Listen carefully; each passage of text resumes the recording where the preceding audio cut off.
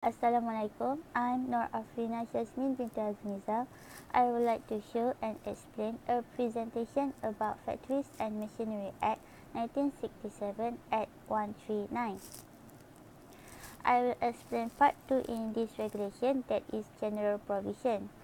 I will cover 5 regulation in part 2, which is regulation 5, application of factories and machinery, regulation 1983, regulation 6, machinery installed on any floor above the ground floor, regulation 7, drowning hazard, regulation 8, slipping hazard, regulation 9, tripping and cutting hazard, regulation 10, access to workplace. Firstly, I will brief Regulation 5 that state application of factories and machinery, fencing of machinery and safety, Regulation 1983. This regulation about a use of machinery in the building operation and work of engineering construction that should apply a fence around a machine. Here are some examples of machinery that need a fence as preventive action from an accident. Secondly, Regulation 6, that is machinery installed on any floor above the ground floor. Regulation 6 means that there is no machinery should place above a ground floor of any building or structure unless the machine was designed for that purpose.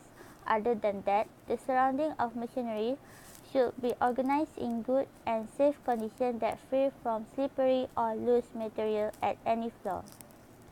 Thirdly, for drowning hazard that state as Regulation 7, this regulation means employees that exposed to the hazard should be provided by an adequate equipment with appropriate training for keeping person afloat, and for example, this is the signage of drowning hazard.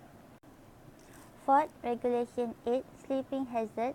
No employer should suffer an employee to use a passageway, scaffold or platform and other elevated working surface that is slippery caused by oil, grease, water and other substances.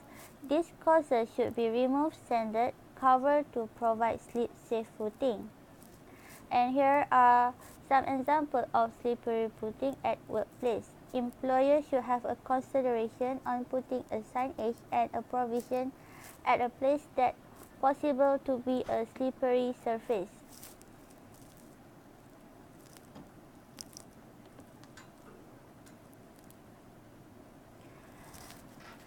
Fifth, Regulation 9, tripping and cutting hazard. This regulation is about a workplace, a passageway or a platform should be free from accumulations of dirt and debris or other obstruction that could cause tripping.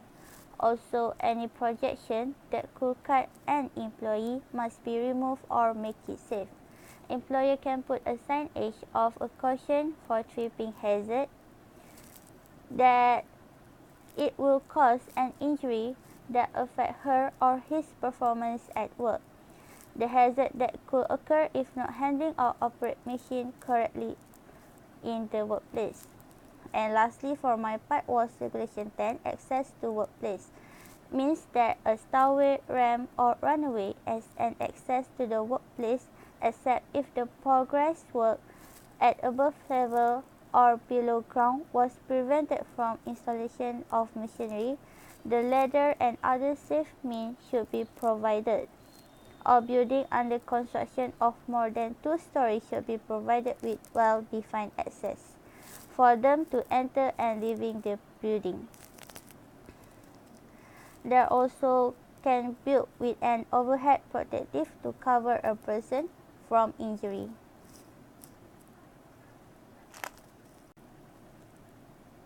That's all from me. A video of Factories and Machinery Act for Part 2, General Provision that cover Regulation 5 until Regulation 10. I would like to say thank you for watching my video.